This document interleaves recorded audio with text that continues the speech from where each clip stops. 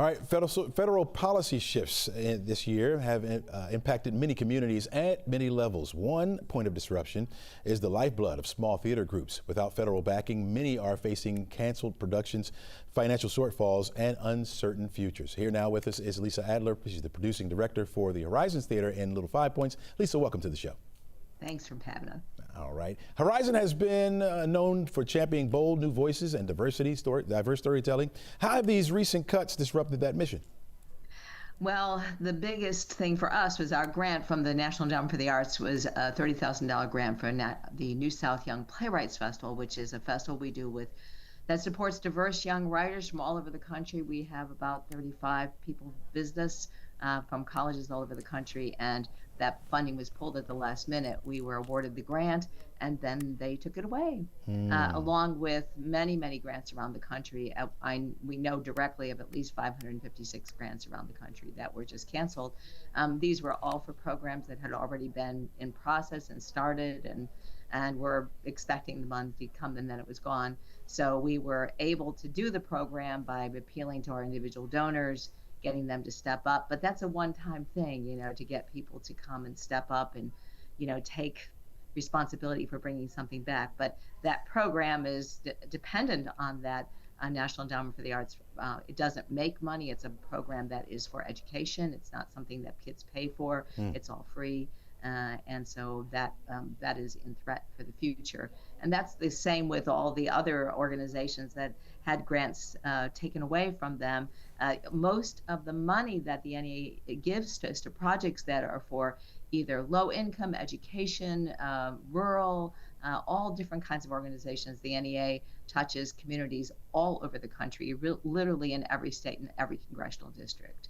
The federal officials say they're redirecting these arts dollars towards traditional American values. What do you make of that reasoning?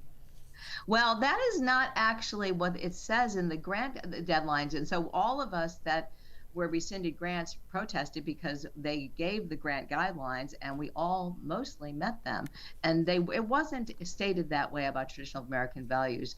It was about specific kinds of programs, one of which was workforce development, which this was all about. So we don't know how those decisions were made. In fact, the staff of the National Endowment for the Arts did not know about the cuts being made until after they had been done and been posted on social media.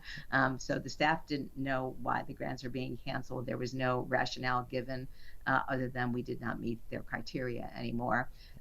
Everybody just about submitted a letter protesting it and asking it to be reinstated, but who knows? Yeah. And the NEA has not been canceled, so there are more grants due to be submitted in July, and we're all going, well, is it worth it? Are we just going to cancel them again? Or It's a lot of work to apply for National Endowment for the Arts grants. Yeah, without warning, we get this, right? So do you worry these cuts could have a ripple effect and hit other theaters in the metro? Oh, they already have. I mean, the NEA funds the Georgia Council for the Arts. Now, Georgia Council for the Arts is one of the smallest agencies in the nation for arts funding.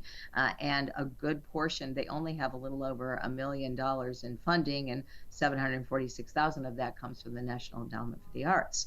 So if we don't know what the status of that will be for the future, and that affects organizations all over Georgia. And the money amounts from the NEA are relatively small, but they are big in investment and showing investment to people that you're trying to invest further in your organizations. So it's a big deal, and it's a big deal that when you don't have that sort of stamp of approval of the NEA, that hurts. It makes it difficult to raise money. So it affects lots of organizations all over the country. Yeah, understandable. Lisa Adler, thanks so much for joining us. Thanks for your insight this morning. Thank you. All right, take care.